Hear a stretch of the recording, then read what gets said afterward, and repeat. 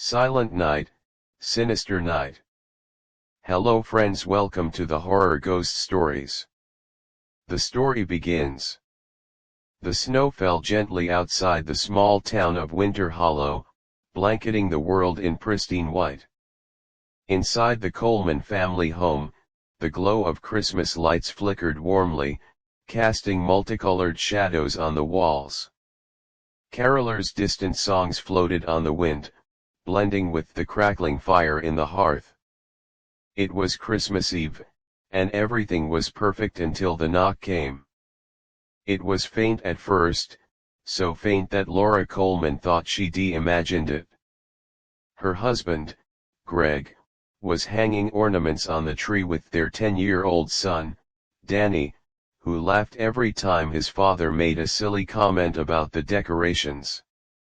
But then, it came again, louder this time. 3 sharp raps, as if the wind itself had learned to knock. "I'll get it," Laura said, pulling her cardigan tighter against the chill creeping in. She opened the door to find no one there. Only the empty street greeted her, lined with snow-covered houses glowing softly with holiday cheer. A shiver ran down her spine as the icy air bit her cheeks. And then she saw it. On the porch lay a small, gift-wrapped box with shimmering silver paper and a blood-red bow. It was addressed to the Coleman family, but there was no sender's name. "Who left this?" Laura called out into the night. Silence. Not even the wind answered. She hesitated but finally picked it up, the box unnaturally cold against her fingers. Closing the door quickly, she brought it inside. "Who was it?" Greg asked, his voice muffled as he reached to adjust the angel atop the tree. "No one," Laura replied, setting the box on the coffee table. "But this was left for us." The family gathered around it, curiosity overtaking caution. Danny, eager as ever, reached for the bow, but Greg stopped him. "Let us be careful. Could be some weird prank," Greg said, though his eyes lingered on the box. "It's probably from a neighbor," Laura suggested, though the unease in her voice betrayed her words. Greg finally opened the box, revealing a single glass ornament nestled in velvet. It was exquisite, etched with intricate snowflakes that seemed to shimmer with an inner light. "It's beautiful," Laura whispered, unable to tear her eyes away. But Danny frowned. "Why does it have my name on it?" He was right.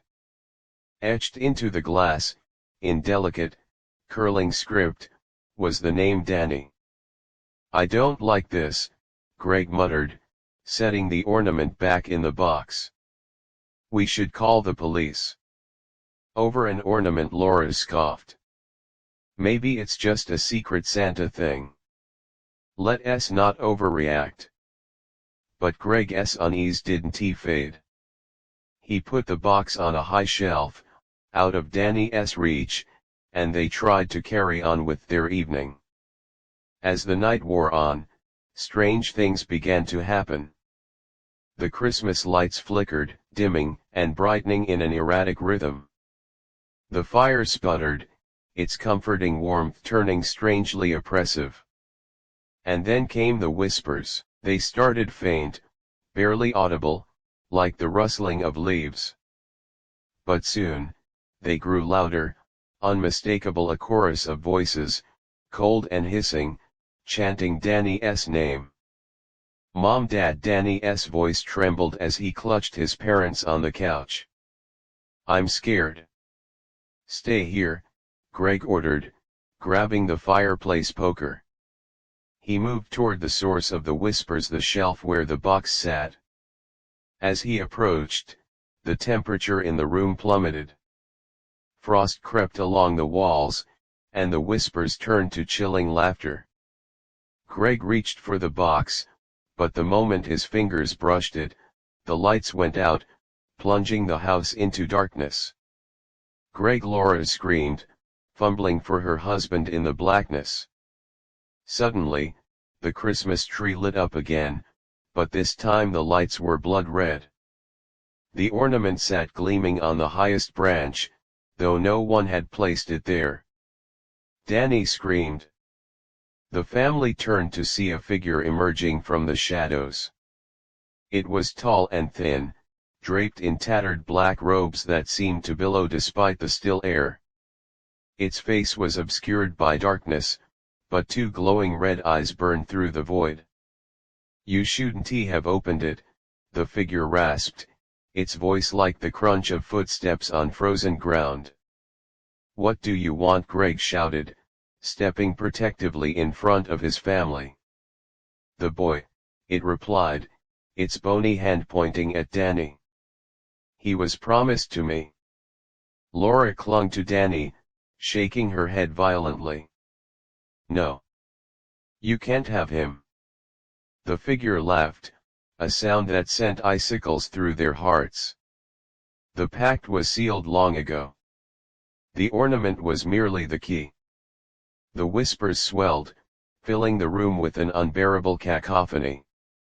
The walls trembled, and the air grew so cold that frost formed on their breath.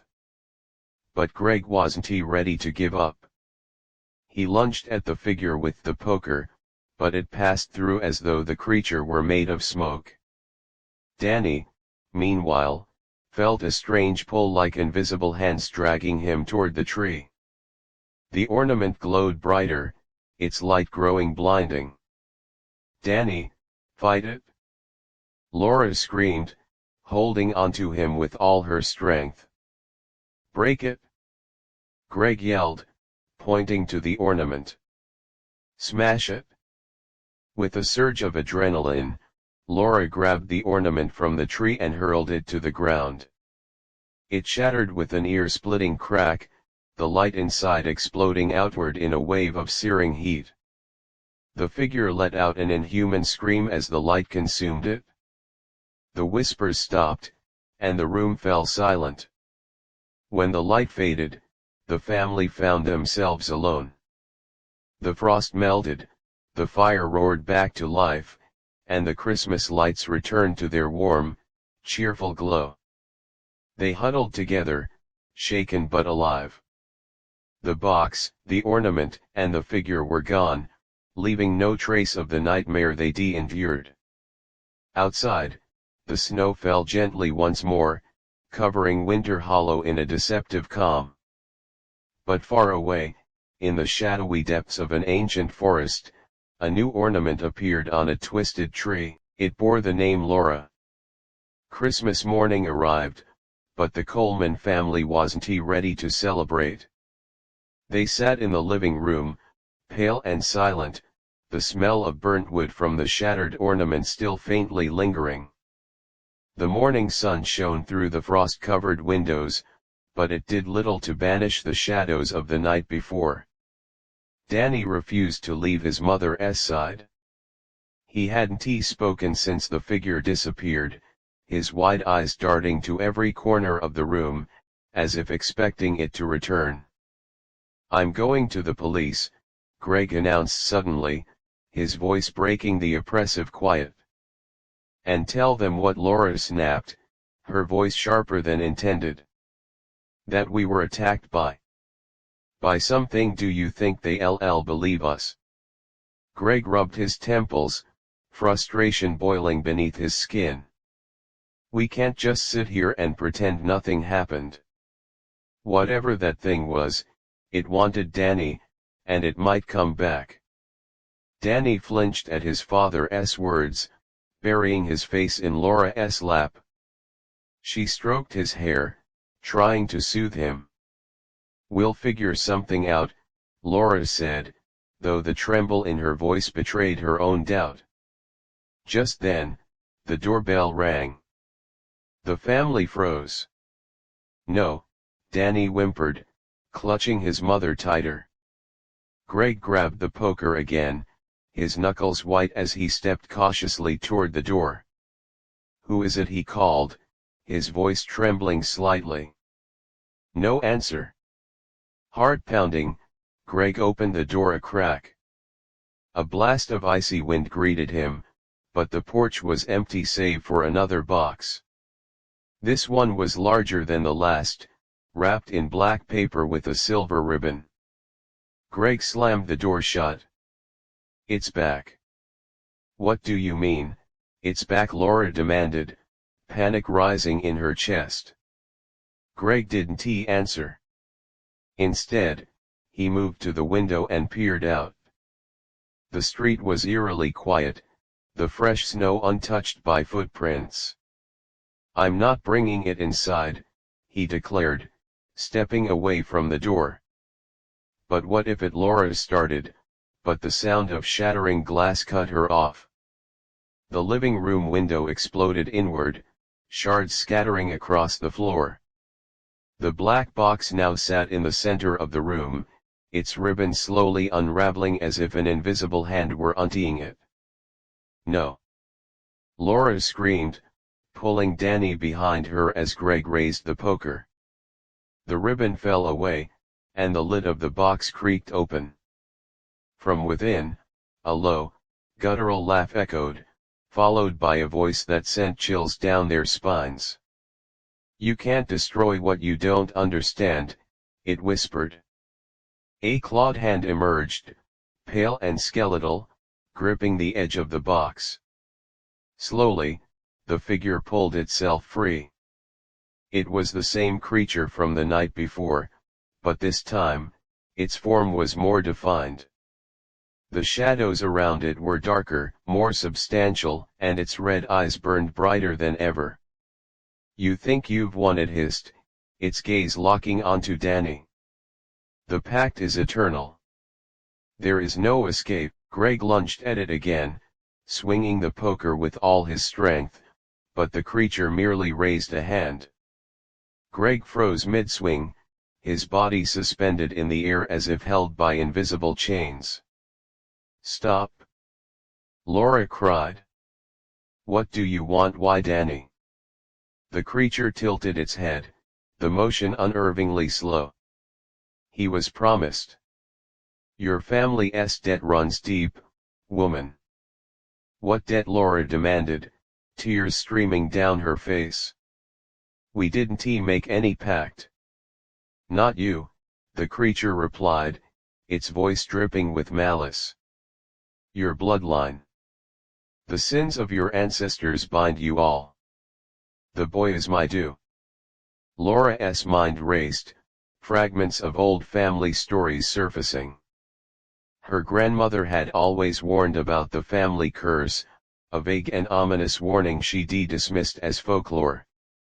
"What if we offer something else?" Greg choked out, his voice strained as he struggled against the creature's grip. "Take me instead." The creature laughed, a sound that seemed to rattle the very walls. "Noble, but foolish. The boy is special. He carries the mark." "Mark?" Laura whispered, looking at Danny. Her heart sank when she saw it, a faint, jagged scar on his left wrist, shaped like a crooked star. She always thought it was a birthmark, but now it burned red, glowing faintly. The creature reached for Danny, its long fingers extending toward him. "Come, child. Your time has come." "No!" Laura screamed. In a desperate act, she grabbed the black box and hurled it at the creature. The moment the box struck, the room was filled with a deafening roar. The creature recoiled, its form flickering like a dying flame. "You think you can defy me?" it snarled, its voice reverberating through the house. Suddenly, the shattered ornament from the night before reappeared, the fragments glowing with a strange, golden light. They began to levitate, spinning faster and faster until they reassembled in midair. The creature's eyes widened in fury. "No! That cannot be!" The ornament pulsed with light, and a voice soft and melodic filled the room. "You are bound by ancient law. Begone, shadow of the damned. The light from the ornament grew blinding, engulfing the creature. Its screams echoed through the house, growing fainter until they vanished entirely. When the light faded, the ornament fell to the floor, now whole and unmarked. The family stood in stunned silence, the oppressive cold lifting as warmth returned to the room. "It's over," Greg whispered, though his voice held no conviction. Laura knelt by Danny, hugging him tightly. "Are you okay, sweetheart?" Danny nodded shakily, but didn't he speak. His eyes, however, were fixed on the ornament. Greg picked it up carefully, his fingers trembling. "What do we do with this?" Laura stared at it, her expression hardening. "We bury it far away from here." But as they wrapped the ornament in cloth, preparing to rid themselves of it, none of them noticed the faint etching that had appeared on its surface. This time, it bore Greg's name.